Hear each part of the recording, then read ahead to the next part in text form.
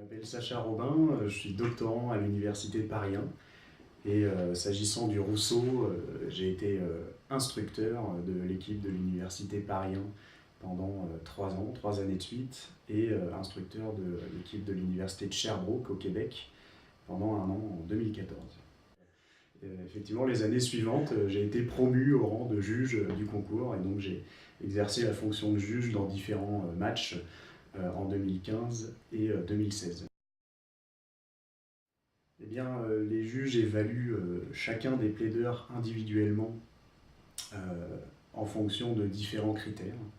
Et généralement, je pense à titre personnel qu'un bon plaideur est souvent un bon pédagogue, à la fois sur la forme et le fond.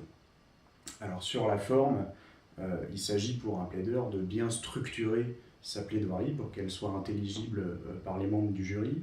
Il s'agit de parler de manière très claire, à un rythme constant, à un rythme tranquille pour être bien compris. Il s'agit par ailleurs de se détacher de ses notes, puisqu'il ne faut pas être trop contraint par un texte écrit. Se détacher de ses notes apporte une certaine flexibilité, à la fois pour bien répondre aux questions qui sont posées par les juges, pour bien gérer le temps imparti de la plaidoirie, qui est une contrainte importante, et puis pour apprendre à être éloquent en se détachant d'un texte écrit.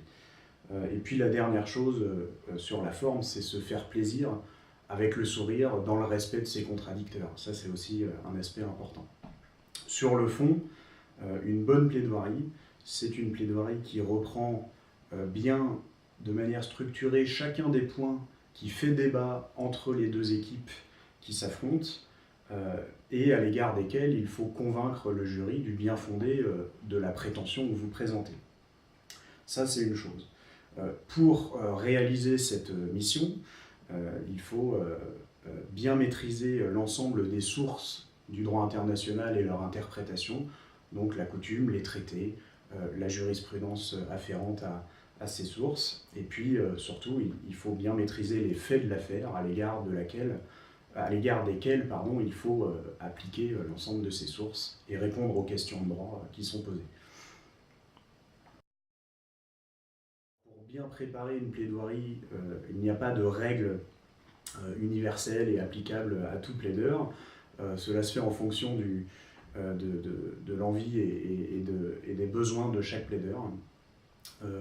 Il y a plusieurs manières de procéder.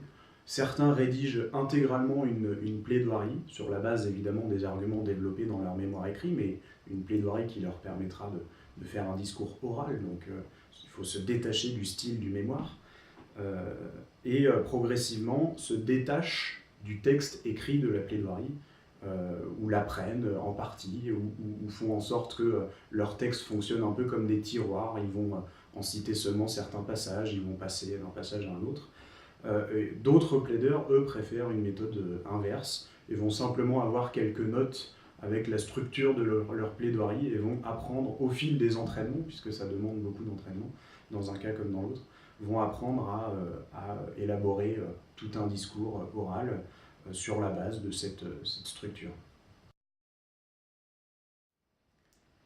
Alors, généralement, un plaideur qui vient de sortir de sa joute a une vision peut-être un petit peu biaisée ou relative de son match. Parfois, il en sort très insatisfait parce qu'il a